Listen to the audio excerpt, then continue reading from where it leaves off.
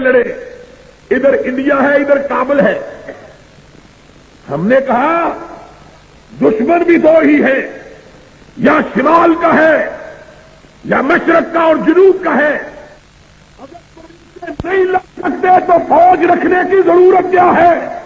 پھر کراچی کے سمندروں سے لڑنا ہے؟ پھر کس سے لڑنا ہے؟ یا اپنی قوم سے لڑنا ہے؟ دشمن تو یہی ہے. ان کا مطلب یہ ہے کہ دشمن بھی ہماری مرضی کا چھوٹا سا ہونا چاہیے،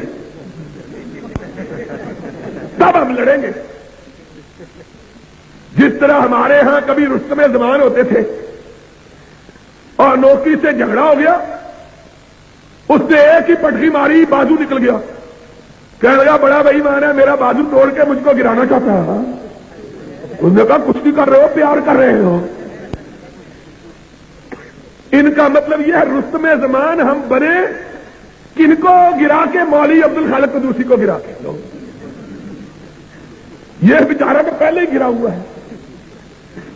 ضیاء الحق بھی کمانڈر ان چیف ہے، سالار ہے، اور مقابلہ کرنا چاہتا ہے کس سے؟ مولوی فضل الرحمان سے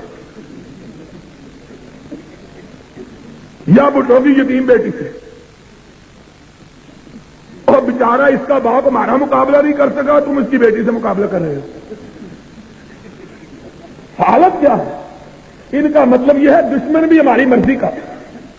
اور جب سیاہ چین پہ انڈیا نے قبضہ جما لیا، انڈیا نے فوجی دور میں، سیاستدانوں کے دور میں نہیں، فوجیوں کے دور میں، ماشاء اللہ کے دور میں، کہتے ہیں قبضہ کر لیا. پھر کیا وہاں تو گھاس بھی نہیں ہوتی،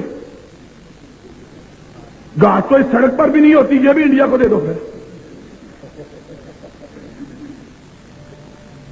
گھاس تو تمہارے سر پر بھی نہیں ہوتی. یہ عجیب بات ہے، یہ عجیب جواب ہے. قومیں مقابلے کرنے کے لیے یہ سوچا کرتی ہیں گھاس ہوتی ہے کہ نہیں ہوتی. وہ کسی بھیا کی طرح کہیں گا ہمارے ماموں کے گھر آنا تو پھر ہم سے لڑائی کرنا، پھر ہم تم کو دیکھیں گے.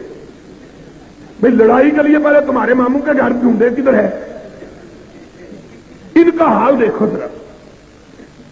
یہ مسلمان ہیں جنہیں دیش کے شرما یہود. کیا مسلمانی ہے؟ تم ہنستے ہو، کعبے کے رب کی قسم رونے کی بات ہے، رونے کی بات ہے، رونے کی. جب 313 تھے تو ڈرے نہیں تھے، جب 313 تھے تو، اور اب 10 کروڑ ہے اور منہ پتیلے جتنے بڑے ہیں. 10 کروڑ. لیکن کونین کے تاجدار نے کہا تھا، کونین کے تاجدار نے کہا تھا F-16 بھی ہیں، F-15 بھی ہے، معراج بھی ہیں، مگ بھی ہیں، لڑتے نہیں.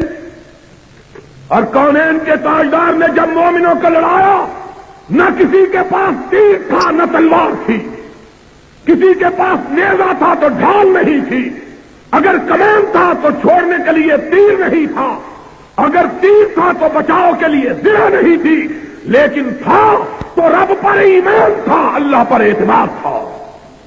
اور انہی کے متعلق اقبال نے کہا تھا کہ کافر ہے تو شمشیر پہ کرتا ہے بھروسہ، اور مومن ہے تو بے تیز بھی لگتا ہے.